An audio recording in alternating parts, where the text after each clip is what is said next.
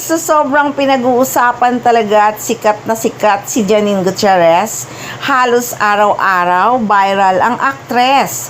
Kaya sa sobrang inggit ng mga fans ng kabilang love team na umaasa lang naman na magjowa ang kanilang idol. Halatang halata talagang humahanap sila ng maipintas sa aktres. May post sa isang social media account na maraming mukha ni Janine Gutierrez na pilit nilang pinapapangit ang aktres para may maipintas lang.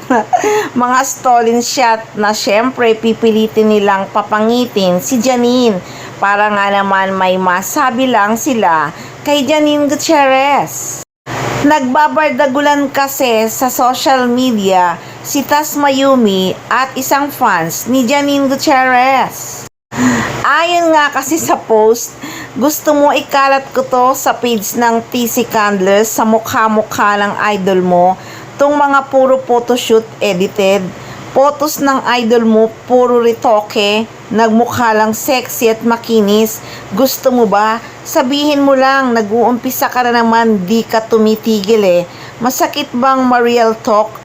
Gusto mo idol mo lang ang kasali sa most sexy? Kala kasi niya nag-iisa lang ang idol niya.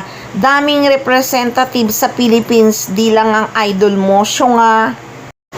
At syempre, mga buzzer ni Janine Gutierrez, nag-agree na naman na ritokada daw ang aktres.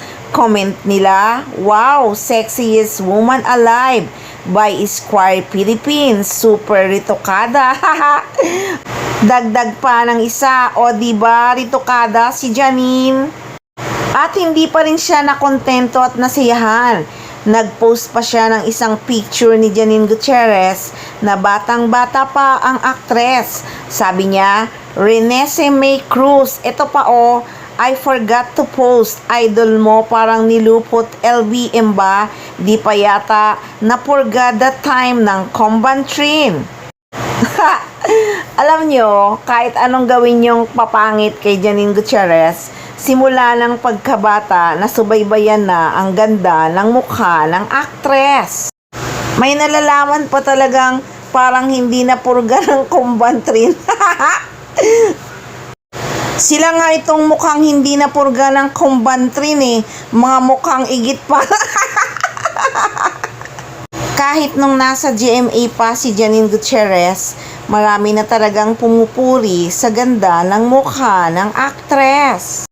Kaya sa mga buzzer na inggit, ay tingnan nyo na lang ang mga old photos ni Janine Gutierrez nung nasa GMA pa ang aktres.